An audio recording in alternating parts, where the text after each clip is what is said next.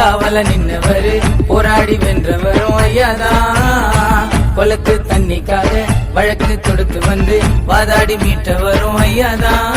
ஏழை மக்களுக்கு அண்ணல் தெய்வம் தான், இந்த தேசம் எல்லாம் ஒன்னே வணங்கும்னா.